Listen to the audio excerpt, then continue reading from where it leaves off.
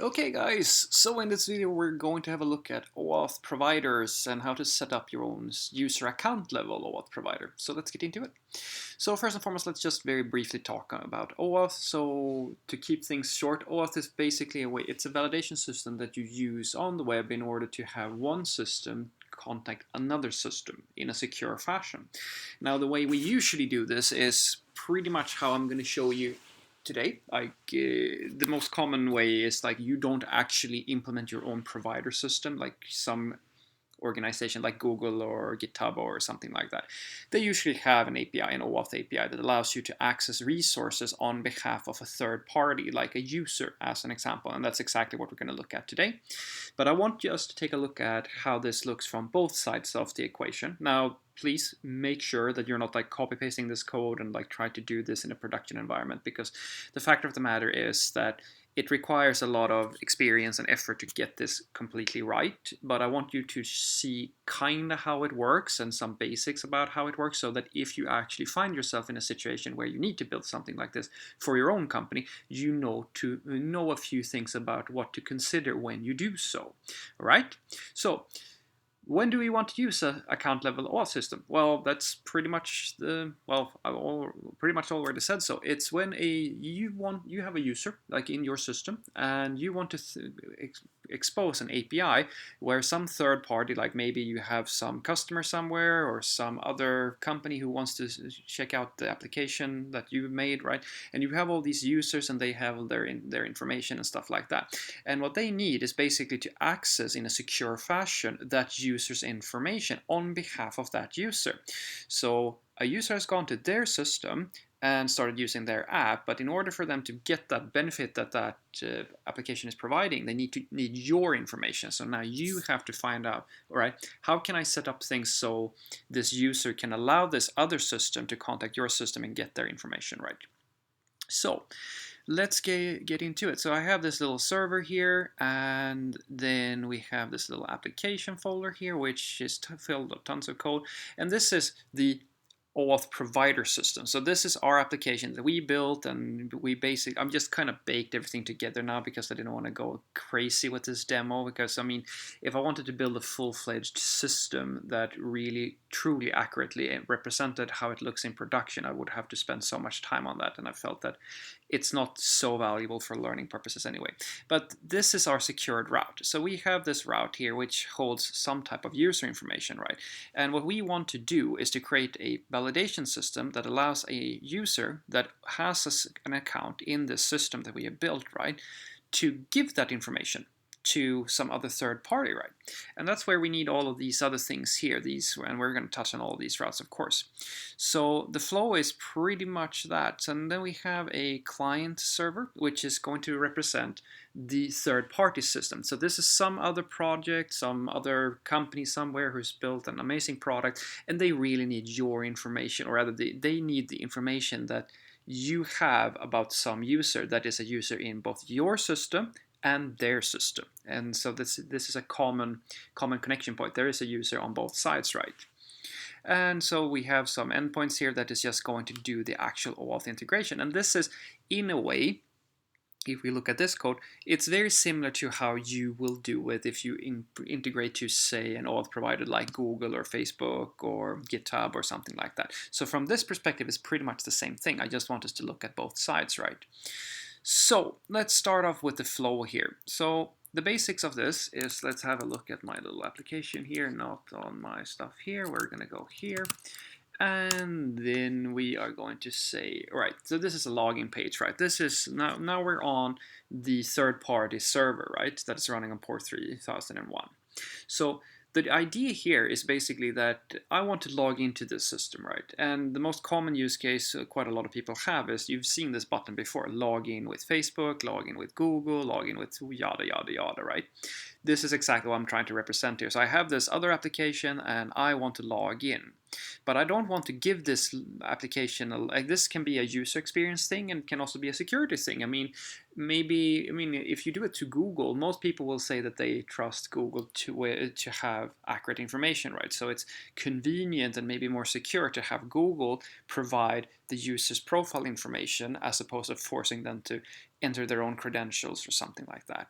So now I'm going to press login with OAuth, and I click that, and I get redirected to this application here, which is port 3000. So now I am on the OAuth provider server, or, if we, as I said, I think the analogy to Google is very nice. This is where you would have seen this, you've probably seen it before, this consent page that I give my consent. I say that, all right, this application is trying to get my email, they're trying to get my phone number, stuff like that, because they need this information for some reason, right? So now as the user, I'm on Google's webpage here, and I see, oh, okay, yeah, I have to give my consent for this product, and here I will put some, just a list of all the things that I'm consenting to, and then I say, all right, I consent. And then what basically happens is that I get redirected back to the original server, like the original system, and I haven't actually implemented anything here, but now basically this is my ID and my name is Fred. This is pretty much the whole flow, right? So I have now gone through the process, an OAuth process, where I have validated myself, or rather, I've logged into a third-party system by using the credentials that I have with the OAuth provider, which, let's just pretend that it's Google, right? So the way that this works is fairly straightforward. So I went to, we start off by, I just went to this base route here on my client server, and here's my login page, which is just a function that, hey, returns a static little login thing here, right?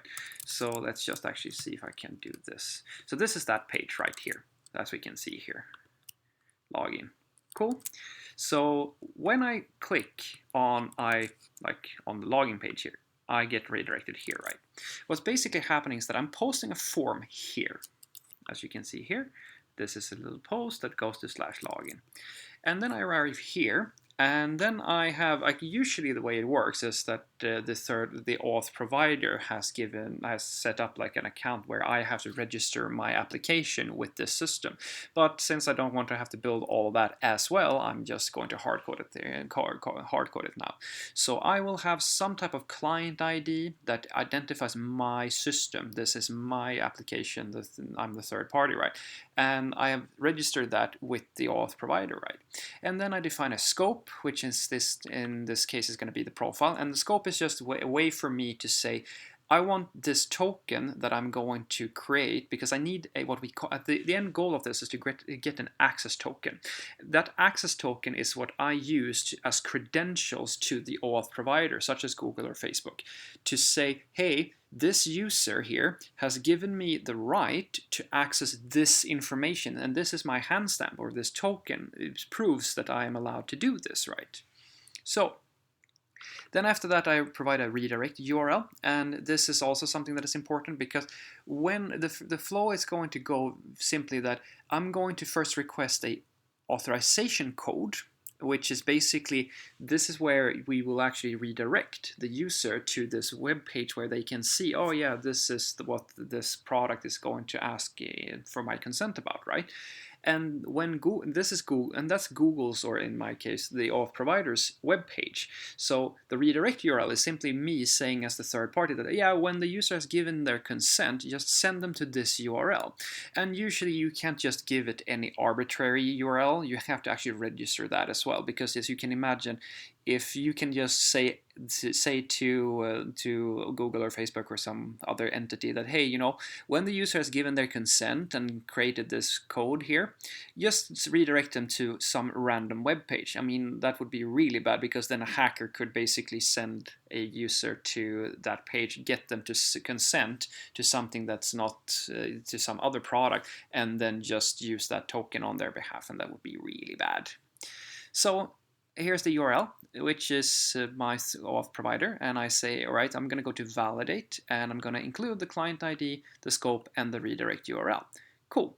And then I redirect my user. So my user has just posted the form, and that when I do the redirect, they're going to end up here on this page. So let's have a look at how this looks at the OAuth provider side of things.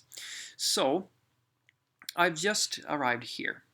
This is where I'm going to land, basically. And here I extract out, as the provider, I extract out the client ID, the scope, and the redirect URL. And as I said, this is usually like the client ID and the redirect URL would usually be looked up. Like that's why I need the client ID. I haven't gone through this, but basically there would be a third-party account system of some sort where they have been given a client ID and then they provide that, and they have also registered this redirect URL just so that I'm 100% sure that when this request comes in, I know that this client ID can only redirect to this redirect URL. This is credentials for me as the OAuth provider, right? And then the scope, of course, is just the way that we register. Okay, this is what you're allowed to do. Now, this is where the user is going to end up. So I also need to have a session with that user. Now, you've seen here that I've just directly gotten to be in this page where I can give my consent. But if you've ever used an OAuth system, you will also know that if you're not logged in on Google or Facebook or whatever, if you don't have a session cookie in your browser, you're going to be asked to log in with your regular credentials, and then you're going to have to give your username and your password. And I'm just short-circuiting this because I don't feel like I need to build all of that to show like the way that this flow works. So we're just skipping that and just creating, I have this hard-coded little users array here, which is just Fred and Barney.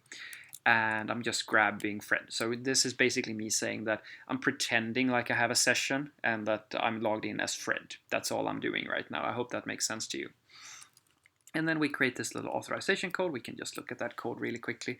So I have this interface for an authorization code where I'm going to hold the client ID, some user ID, because I need to have a mapping to the user that this authorization code was created for.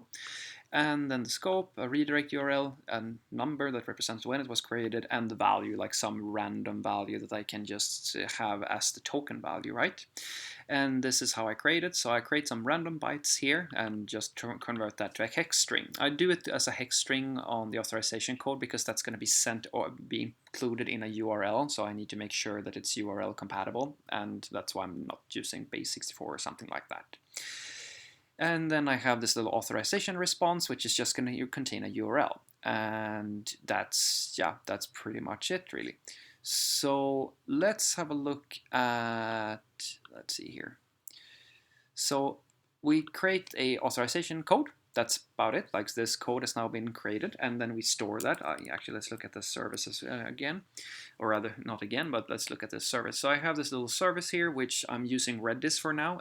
For the authorization code, it's not like super important to use Redis or anything like that. I'm just kind of lazy here and reusing Redis because I need Redis for the access token, which is a different thing. We'll touch on that in just a moment. But the code is not so important that it lives in like memory or anything like that, because it's not that often that you will produce the code itself. It's a very slow, like infrequent thing that happens. But as you can see here, I have a few methods here: get, set, and delete, and then I have a Redis client that I pass in. Let's actually just quickly look at the way I do this. So I have this services directory here, and this is where I instantiate all my services. So we have two. We have access token service and authorization code service, and then we have a Redis client that just gets passed into both of these, right? So then I promisify these methods on the client, simply because they don't actually return promises in the library that I'm using. And then I bind my handler functions where I have a create and a find and a delete. And that's pretty much all the code we need to touch on right now. So that's it. We've saved our code, and then we return a consent page. Let's look at the consent page. And this is the consent page as we're seeing here. This is the thing. And then I have this thing where I include the code in a hidden field here, because basically what I want is that I want to create this code that represents the agreement that the user is giving consent to, or rather that it's okay for the third party to have access to these resources that this user has given, right? So when I click consent here, I'm going to basically say, all right, let's post this form here now to validate, and then I'm going to extract the code, and then I'm going to go and find that authorization code that was just submitted. That's why I'm storing it before, because I can't just blindly pass it through, because then if I didn't have it stored on my side, some hacker could just, they could just send any code, right? And all of a sudden, it would be like a big problem. I can't just allow that. I need to have it on my own side, on my side. And then we do some error handling, and then here of course we would do this where we would check that the authorization, this is where the user ID comes in again, because we need to make sure that the user who is logged in or is actually posting this form, that user's session needs to match the session of that code, because hey, it would be really bad if they could, otherwise we could just accept anybody, right? So it's important that that's another thing, to make sure that the user, you always need to check that the user is who they say they are when you're doing this. And then finally we have a redirect here, where we basically have the authorization. This is where the redirect URL comes into it, because now the user has given our consent that hey, we can share this route with that third-party system if we want, right? So we grab the redirect URL, and then we add the code into the response, and then we redirect the user back to the original system, right? And here we have the original system. So basically we have this little API version 1 code endpoint that is going to be like, basically this is where the user is going to land now. And here's the created code. So we extract the code. I mean, we're just catering to the happy cases now. You would have to do error handling and other stuff as well, because I mean, the user could in theory not consent. That's an option as well. But I want to keep things just simple for learning purposes. And then we go back to the original system again, because now we have the code. So this code we will have now is basically what we're going to use in order to get our access token. And so let's have a look at that. So we're going to go to version 1 auth token, right? So let's have a look at that. Here it is. So now we request an authorization code, or rather we were going to try to create an access token. So we go and find the authorization code that has been stored, and then we extract that code and we check if there is none, or like we basically do basic error handling now. And then we create an access token, and the access token is the important part, because the access token is the thing that is going to act as the hand stamp. That's the thing that we need to include in order to be able to access these restricted resources. So let's look at that as well. So here we have an access token. Let's look at the interface here. It's going to have a scope, a client ID, a user ID, that which user this is valid for, and a time to live, for how long is this token valid and when it was created, and the actual value. And we're doing pretty much the same thing here with some, like you're generating a random token, setting a created at date, yada yada yada. And then we have a response, of course, and the response is just going to be how long the token is valid, what type of token it is. It's a bearer token, and then like the actual value that the consumer of our API is going to need to include, right? And then we create that token, and then we make damn sure that we delete the authorization code, because we don't want, like, this is a naive implementation, but you know, now we have created the token, right? So the code should be really short-lived. Ideally, it shouldn't be something that you keep around, because it's a one-time thing. They create that one thing once when the user has given their consent, and then when the access token has been retrieved, we have kind of closed the circle. So we shouldn't keep this code around, because then they could just, let's say that because it's not being secured, like it's in the URL, so there is a way for some hacker maybe to get that code and then just reuse it to create multiple access tokens, and we don't want that. We just want this to be as short-lived as possible. And then we say access token response. We just send back the response to the system or to the third party, and that's the token response that comes in here. And then we can typecast that to an access token response. And then finally, now we have the token that we can use in order so that we can actually access that restricted resource. And then we go to the actual API endpoint that we want, where we want to actually make do that, like to retrieve that information, right? So we include the string, which is a standard, like you say, bearer space and then the access token, and you include that in the authorization header. And then we go here. And I've just created this little isValid function here that just basically we can just look at that, where it's just a convenience function. You don't have to do it this way. It's just something that I do, where we can declare the scopes that you need to include in order to have access to this restricted resource, and then it's just another express handler, right? So we get the header, we check, we validate it, make sure that we have it, we split so that we extract the bearer part and just get the access token value. We find the access token, we do error handling for the access token, we check has it expired, and that's just this little logic here where we just check, hey, is this token still valid?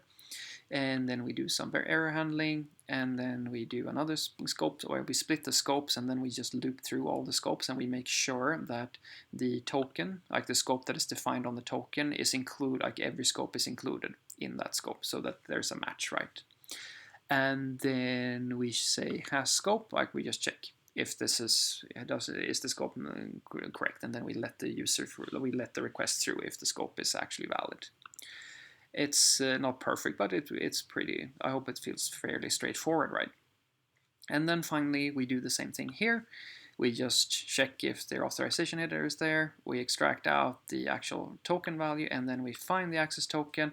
And when we have the access token, the reason why we want the access token is because that has the user ID. You may have noticed that I'm not including like a user ID or anything like that. And that's because I don't really, like as the third party, I don't know what the OAuth provider's ID is for the user.